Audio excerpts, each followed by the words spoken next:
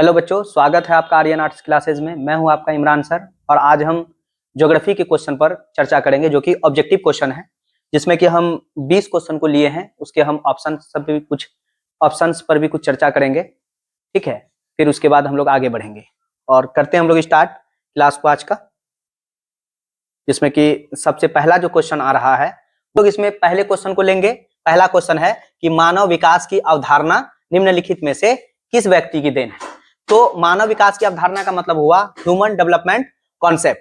ये जो कॉन्सेप्ट दिए थे, ये व्यक्ति जो है ये रहने वाले थे पाकिस्तान के, जिनका नाम है डॉक्टर महबूबुल हक, या कहीं कहीं पर मकबूल उल हक भी लिखा रहता है। तो ये कहाँ के रहने वाले थे? तो ये रहने वाले थे पाकिस्तान के, ठीक है। और अगर इनके बारे में पूछा जाए कि ये पेशे से क्या थे, तो ये पेशे से थे अर्थशास्त्री। क्या थे बच्चा? अर्थशास्त्री, यानी अर्थशास्त्र के विद्वान थे, ठीक है।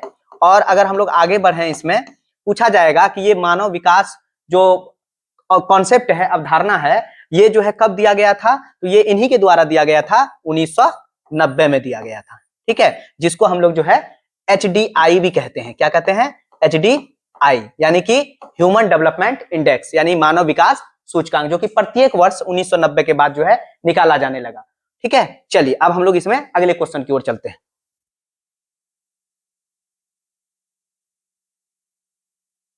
अब अगला क्वेश्चन यहां पर आ गया आपका दूसरा नंबर क्वेश्चन। कह रहा है कि निम्नलिखित में कौन सी एक आर्थिक क्रिया ग्रामीण बस्तियों की मुख्य आर्थिक क्रिया है।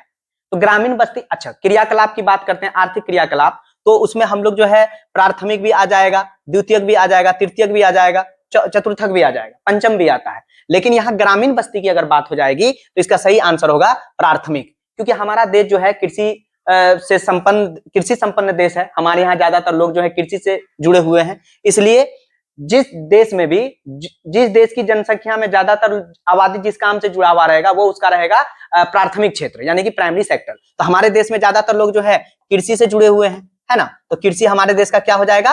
प्राथमिक सेक्टर हो जाएगा। और कृषि कहां पर होता है? तो ये ग्रामीण क्षेत्र में होता है। तो इसका सही आंसर क्या हो जाएगा बच्चा? तो इसका सही आंसर हो जाएगा प्राथमिक, ठीक है। इसका सही आंसर हो जाएगा प्राथमिक। चलिए हम लोग अगले क्वेश्चन की ओर चलते हैं। अब आ गया आपका यहाँ पर तीसरा नंबर क्वेश्चन। तो तीसरे नंबर क्वेश्चन को हम लोग हल करते हैं। कह रहा है कि निम्नलिखित में से भारत के किस राज्य में जनसंख्या घनत्व निम्नतम है, यानी कि कम है। तो अगर हम यहाँ पर जनगणना 2011 की बात करते हैं, तो 2011 के अनुसार यहां पर अगर हम देखेंगे तो सबसे अधिक जनसंख्या घनत्व जो है वो बिहार का है, जिसमें कि प्रति वर्ग किलोमीटर पर 1106 आदमी निवास करता है। लेकिन अगर हम निम्नतम की बात करते हैं तो यहां पर हो जाएगा सही आंसर अरुणाचल प्रदेश, जिसमें कि उतना ही जगह पर मात्र 17 व्यक्ति जो है निवास करता है, ठीक है। जो है अगले क्वेश्चन की ओर चलते हैं, यानी कि क्वेश्चन नंबर क्या आ जाएगा ये बच्चा? 4 आ जाएगा, ठीक है। अब इसमें कह रहा है कि पर्वतों एवं ऊंचे पठारों पर किस प्रकार की बस्ती बसाई जाती है। तो पर्वत जो होता है इस प्रकार का होता है ना, उसका पठार थोड़ा सा चौकोर टाइप का होता है। तो अगर हम बस्ती की बात करेंगे तो बस्ती यहाँ बसेगा, ऐसे ऐसे करके बस्ती बसेगा। आप देखिए तो ये कहीं ना कहीं आपको सीढ़ी के टाइप का लग रहा है ना, इसलिए इसका सही आंसर क्या हो जाएगा? सीढ़ी नुमा हो जाएगा, ठीक है। तो पर्वत और पठारों पर जो बसाई जाए जो बस्ती होती है वो कैसी होती है? सीढ़ी नुमा होती है। चलिए अब हम लोग इसके अगले क्वेश्चन की ओर बढ़ते हैं।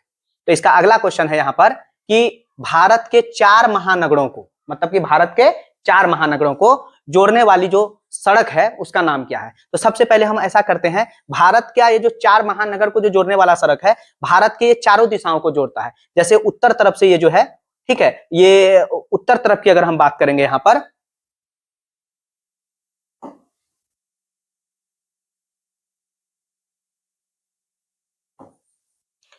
अगर हम यहाँ पर बच्चा उत्तर तरफ की बात करते हैं तो यहाँ आ जाएगा दिल्ली। उत्तर तरफ से ये दिल्ली को जोड़ता है। अगर हम दक्षिण तरफ से बात करते हैं तो ये चेन्नई को जोड़ता है, ठीक है। अगर हम पूरब तरफ से बात करें तो ये कोलकाता को जोड़ता है। अगर हम पश्चिम तरफ से बात करें तो ये जो है मुंबई को जोड़ता है। तो ये भारत के 4 महानगर हो गया। अब यहाँ पर जो है ये 360 डिग्री का कोण भी बनाता है। अब यहाँ से जिधर जाना है आपको आसानी से जा सकते हैं। तो ये सड़क का जो निर्माण या ये जो मार्ग का जो निर्माण करवाए थे वो हमारे देश के पूर्व प्रधानमंत्री अटल बिहारी वाजपेयी के समय में हुआ था। इसका सही आंसर हो जाएगा स्वर्णिम चतुर्भुज मार्ग, ठीक है। जो भारत के 4 महानगरों को जोड़ती है, उत्तर से दक्षिण, पूरब से पश्चिम के एरिया में। चलिए अगले क्वेश्चन की हम लोग और चलते हैं। अब यहाँ पर अगला क्वेश्चन आपका आ गया, 6 नंबर क्वेश्चन है। कहता है कि किस पंचवर्षीय योजना की अवधि 2007 से 2012 है। अगर हम पंचवर्षीय योजना की बात करें तो इसकी शुरुआत हुई थी 1951 से लेकर के 56 में, ये पहला वाला था। इस तरीके से अगर हम बात करें तो टोटल भारत में कितना बार लागू किया गया, 12 बार। अगर हम अंतिम की बात करें तो ये 2012 से लेकर के 17 तक के बीच का है। तो ये अगर 2007 से 12 है तो ये कौन सा नंबर का हो जाएगा, 11वीं हो जाएगा। ठीक है, और योजना आयोग के द्वारा जो है पंचवर्षीय योजना चलाया जाता है। ठीक, और योजना आयोग का स्थापना जो है आपको 1950 ईस्वी में हुआ था। अगले क्वेश्चन की ओर चलते हैं हम लोग। अब यहाँ पर अगला क्वेश्चन आ गया आपका 7 नंबर क्वेश्चन। कहता है कि निम्नलिखित में से कौन राज्य गोंडवाना कोयला के लिए प्रसिद्ध है। ठीक है, कौन सा राज्य गोंडवाना कोयला के लिए प्रसिद्ध है? इसका सही आंसर हो जाएगा झारखंड। ठीक है, अब कोयला के जो है 4 प्रकार होते हैं। ठीक, कोयला के कितने प्रकार होते हैं? 4 प्रकार होते हैं, जिसमें कि सबसे अच्छे क्वालिटी का जो कोयला है वो है एंथ्रासाइट। वो कौन सा कोयला हो जाएगा? एंथ्रासाइट। और बिटुमिनस भी है, इसमें लिग्नाइट भी है, और सबसे घटिया क्वालिटी का जो कोयला है वो कौन सा है? पीट है। ठीक है, तो चलिए कोयला के प्रकार कितने हैं? 4 हैं। उसमें सबसे सर्वोत्तम प्रकार का एंथ्रासाइट, सबसे घटिया प्रकार का जो है पीट होता है। लेकिन हम यहाँ पर गोंडवाना कोयला की बात अगर करेंगे तो ये कहां पर पाया जाता है? तो ये झारखंड में पाया जाता है। चलिए अगले क्वेश्चन की ओर हम लोग यहाँ पर अब बढ़ेंगे। तो अगला क्वेश्चन अब यहाँ 8वां नंबर क्वेश्चन आ गया। ठीक है, कह रहा है कि मेगा सिटी, कौन सी सिटी की बात करिए? मेगा सिटी, यानी महानगर की बात कर रहा है कि इसकी जनसंख्या कितनी होती है। तो मेगा सिटी की जो जनसंख्या होती है ये 50 लाख से अधिक होती है। इसका सही आंसर क्या हो जाएगा? 50 लाख। मतलब जिस शहर की आबादी या जनसंख्या 50 लाख से अधिक हो, ऐसे आबादी वाले शहर को मेगा सिटी कहते हैं या मेगा नगर कहते हैं। चलिए अगले क्वेश्चन की ओर चलते हैं। आपका ज्यादा समय बर्बाद नहीं करेंगे, जहां पर समझाने का रहेगा वहां पे बताएंगे, अब बाकी जो है चीजों को हम लोग करके आगे बढ़ेंगे। अगला क्वेश्चन कह रहा है कि किस प्रदूषण के द्वारा सर्वाधिक बीमारियां होती हैं? सबसे अधिक बीमारी अगर देखा जाए तो कहा जाता है जल प्रदूषण के कारण। और जल प्रदूषण के कारण जो बीमारी होता है, इसमें आपको जो बीमारी होगा उसका नाम है हैजा। ठीक है, उसके बाद पीलिया, उसके बाद टाइफाइड, उसके बाद अतिसार। ये सब जो रोग होता है, ये सब जो बीमारी होता है, गंदा जल पीने से होता है। ठीक है, हैजा जो डायरिया होता है, पीलिया जिसको जॉन्डिस बोलते हैं, टाइफाइड जिसमें फीवर होता है, अतिसार जो कि ये लीवर में सूजन आ जाता है। तो इसका सही आंसर क्या हो जाएगा बच्चा? तो सबसे अधिक बीमारी जो है जल प्रदूषण के कारण आता है। चलिए अगले क्वेश्चन की ओर हम लोग यहाँ पर चलते हैं। अब आपका क्वेश्चन नंबर आ गया यहाँ पर 10। कह रहा है कि गेहूं की खेती के लिए आदर्श तापमान, किसकी बात कर रहा है ये? आदर्श तापमान कितना होना चाहिए, माने टेम्परेचर, मतलब कि एक आइडियल टेम्परेचर कितना होना चाहिए? तो इसका सही आंसर हो जाएगा 10 डिग्री सेल्सियस से 20 डिग्री सेल्सियस। इतना अगर टेम्परेचर रहेगा तो गेहूं की खेती अच्छे तरीके से हो सकती है। इसलिए उत्तर भारत में ज्यादातर गेहूं की खेती होती है। ठीक है, अगले क्वेश्चन की ओर आप हम लोग यहां पर बढ़ते हैं।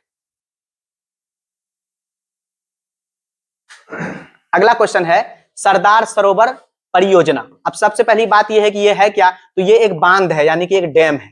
ठीक है, और ये बांध जो है ना, बात अगर की जाए कि किस नदी पर है तो ये नर्मदा नदी पर है। और नर्मदा नदी की अगर बात की जाए तो ये भारत के 3 राज्यों होकर के बहती है, जिसमें कि आपका सबसे पहले आ जाएगा मध्य प्रदेश। ये क्वेश्चन ऑब्जेक्टिव में बन सकता है, कौन कौन राज्य में बहती है। पहला मध्य प्रदेश हो जाएगा, दूसरा इसमें हो जाएगा महाराष्ट्र। ठीक है, दूसरा हो जाएगा महाराष्ट्र, और तीसरा हो जाएगा यहाँ पर गुजरात हो जाएगा। तीसरा हो जाएगा गुजरात। तो ये 3 राज्य होकर के ये नदी बहती है। लेकिन नर्मदा नदी जो है, गुजरात में नर्मदा नदी जो बहती है, यहाँ पर इस नदी पर एक बांध बनाया जा रहा था जिसका नाम दिया गया था सरदार सरोवर बांध। और यहाँ पर बहुत ज्यादा पानी जो है गांव में आ गया था, जिसका विरोध में जो है नर्मदा बचाओ आंदोलन जो है मेधा पाटेकर के द्वारा चलाया गया था। बढ़ते हैं आगे, अगले क्वेश्चन की ओर चलते हैं। अब हम लोग का यहाँ पर अगला क्वेश्चन आ रहा है, 12 नंबर क्वेश्चन है कि बाबू बुदन पहाड़ी जो है किस राज्य में है? तो इसका सही आंसर हो जाएगा कर्नाटक। ठीक है, चलिए अब हम लोग इसके बाद अगले क्वेश्चन में हम चलते हैं। अगला क्वेश्चन यहाँ पर है कि निम्नलिखित में से कौन एक जनसंख्या परिवर्तन के कारक नहीं है? मतलब जनसंख्या का परिवर्तन कौन से कारक से नहीं हो सकता? जैसे प्रवास, तो प्रवास जो है ये जनसंख्या परिवर्तन का कारक है। लोग एक जगह से दूसरी जगह चला जाएगा, तो जहां से उठ करके जाएगा वहां जनसंख्या कम हो जाएगा, जिस जगह में जाएगा वहां बढ़ जाएगा। उसके बाद जन्म, अगर कोई आदमी जन्म ले रहा है तो जनसंख्या पहले जितना था, अगर 10 आदमी जन्म ले लिया तो बढ़ गया। मृत्यु, अगर कोई मर गया तो जो जनसंख्या था उसमें घट गया। लेकिन ये आवास की अगर हम बात करें तो ये जनसंख्या के परिवर्तन में कोई भी कारक का रोल नहीं अदा करता, इसलिए सही आंसर हो जाएगा आवास। ठीक है, चलिए अब हम लोग अगले क्वेश्चन की ओर चलते हैं।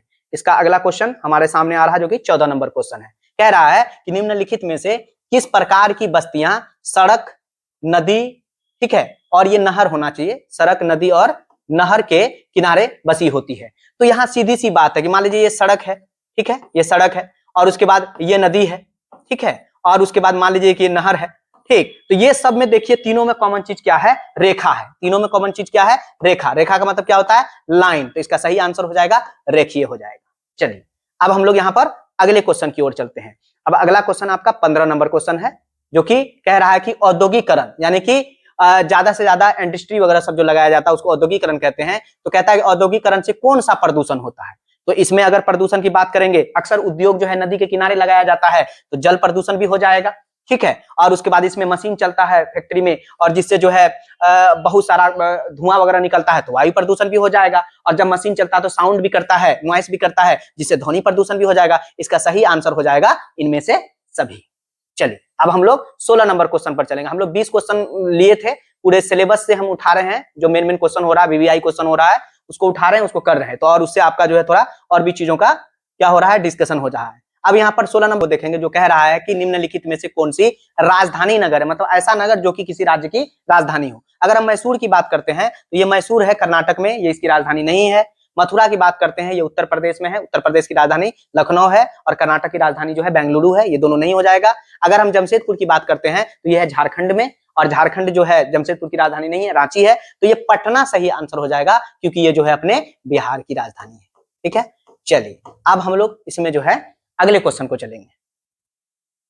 अगला क्वेश्चन यहां पर आ गया आपका, भारत में गेहूं उत्पादन में अग्रणी राज्य कौन है, यानी कि सबसे ज्यादा जो है किस राज्य में गेहूं का उत्पादन होता है।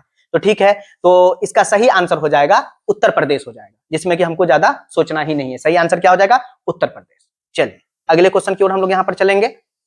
अगला क्वेश्चन यहां पे कह रहा है नोएडा के बारे में। एक्चुअली में इसको ग्रेटर नोएडा भी कहते हैं, और ये जो है किस राज्य में स्थित है ये सवाल कर रहा है। तो यहाँ पे हमको देखना है कि एक बार राजीव गांधी जब प्रधानमंत्री थे तो उत्तर प्रदेश का कुछ क्षेत्र है जिसको वो हवाई यात्रा से विजिट किए थे, देखे थे, और उसको लगा था कि यहाँ पर जो है यमुना नदी वहां पे बहती है, तो उस क्षेत्र में जो है कहा जाता है कि एक शहर बसाया जा सकता है। उन्हीं का एक सपना था नोएडा शहर। तो ये जो है आपको सही आंसर इसका हो जाएगा उत्तर प्रदेश, ठीक है, हालांकि दिल्ली से सटा हुआ है। चलिए हम लोग अब इसके 19 नंबर सवाल की ओर बढ़ेंगे। 19 नंबर सवाल यहाँ पे है कि निम्न में कौन प्राचीन नगर है, यानी कि एंशिएंट पीरियड का नगर है। जमशेदपुर ये प्राचीन नहीं है, पटना, अच्छा रुकिए, गंगानगर ये भी प्राचीन नहीं है, भोपाल ये भी नहीं है, लेकिन पटना की अगर हम बात करते हैं ये सही आंसर होगा, क्योंकि पटना का प्राचीन नाम आप लोग को पता है पाटलिपुत्र है, ठीक है, पाटलिपुत्र, ठीक। उसके बाद इसका नाम जो है पटना हुआ, फिर एक कुछ समय के बाद कुछ समय जो है इसका नाम जो है अजीमाबाद भी रहा, ठीक है। अजीमाबाद क्यों नाम रहा इसका, क्योंकि औरंगजेब का जो पोता है वो इस क्षेत्र में आया था, राजकुमार बनकर के आया था, यानी कि क्षेत्र को संभालने के लिए। उनका नाम था अजीमुशाह, उनके नाम पर इस क्षेत्र का नाम अजीमाबाद भी पड़ा था। तो प्राचीन नाम अगर इसका हो जाएगा तो वो पटना हो जाएगा। चलिए इसके हम अब अंतिम क्वेश्चन को लेकर के चलते हैं। तो कह रहा है कि ये तो बहुत ही इंपोर्टेंट है, जैसे अगर हम बात करें इसकी तो वीवीआई ही इसको समझ लीजिए, क्योंकि इस तरह का क्वेश्चन अक्सर एग्जाम में देखने को मिलता है। तो ठीक है, तो यहाँ पे कह रहा है कि मानव का प्राचीनतम कार्यकलाप क्या है, कि मतलब इंसान जो है शुरुआती दौर में कौन सा काम शुरू किया करने के लिए। तो इसका सही आंसर है पशुपालन तो नहीं होगा, शुरू में वो नहीं किए, खनन भी नहीं किए, ठीक है, बुनाई भी नहीं किए। तो ये सही आंसर हो जाएगा आखेट एवं संग्रहण। आखेट का मतलब होता है शिकार करना, ठीक है, आखेट का मीनिंग हो जाएगा शिकार करना, और उसका संग्रहण का मतलब होगा कि जो शिकार करके जो जानवर को रखता था, खा लेता था, जो बच जाता था उसको जो जमा करके रखता था, उसी को कहते हैं संग्रहण, जिसको कहा जाता है इकट्ठा करना, जिसको कहा जाता है इकट्ठा करना। सही आंसर इसका हो जाएगा आखेट एवं संग्रहण, ठीक है। हो गया आज आपका ये क्लास हो गया, 20 क्वेश्चन को लेकर के हम करवाए हैं। अब आपका जो है हम पॉलिटिकल साइंस का एक क्लास अगले दिन लेंगे, ठीक है। तब तक के लिए धन्यवाद। और आपके लिए एक इन्फॉर्मेशन भी है कि अपना जो है इस कोचिंग आर्यन आर्ट्स क्लासेस का जो है न्यू बैच जो मॉर्निंग वाला है वो 15 जनवरी से जो है ओपन हो रहा है, मॉर्निंग 8 बजे। आपके जो जानने वाले हैं उनको इस क्लास के लिए भेज सकते हैं। धन्यवाद।